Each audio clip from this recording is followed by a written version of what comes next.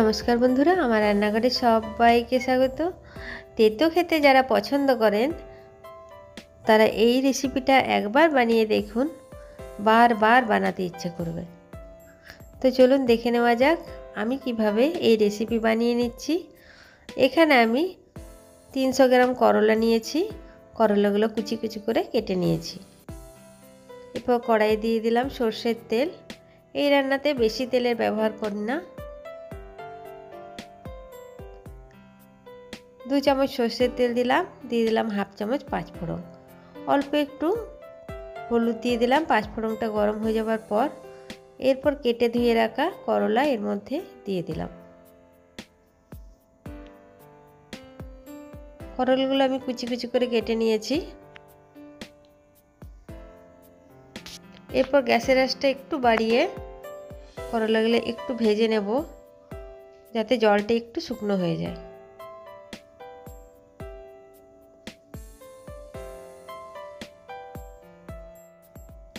এইভাবে একবার করলা রেসিপি বানিয়ে দেখুন, গরম ভাতে প্রথম পাতে খেতে দুর্দান্ত লাগবে। করলাগুলো একটু ভাজা হয়ে গেছে লালচে করে। এরপর দিয়ে দিলাম পরিমাণ মতো নুন,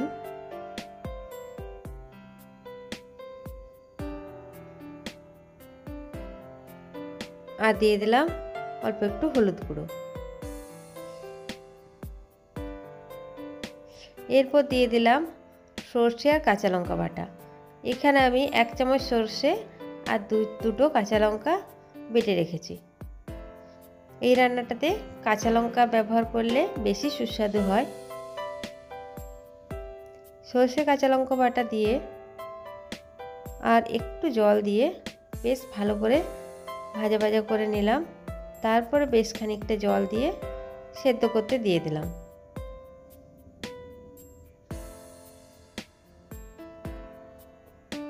এখানে আমি হাফ কাপের থেকে একটু বেশি জল দিলাম, আর দিয়ে দিলাম দুটো কাঁচা লঙ্কা।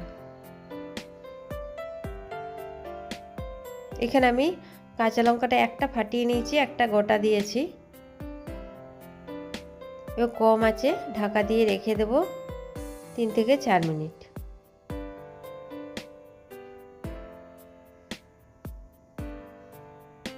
এবার দেখবো আমার করলাটা সেদ্ধ হয়েছে কিনা।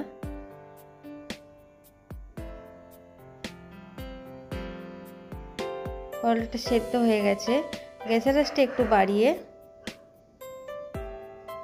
আর করলাটা ভাজা ভাজা করে নেব।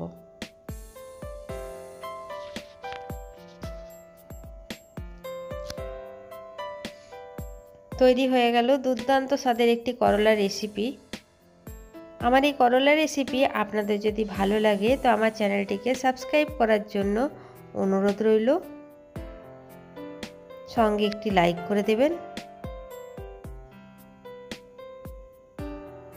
ভিডিওটি দেখার জন্য সবাইকে অসংখ্য ধন্যবাদ।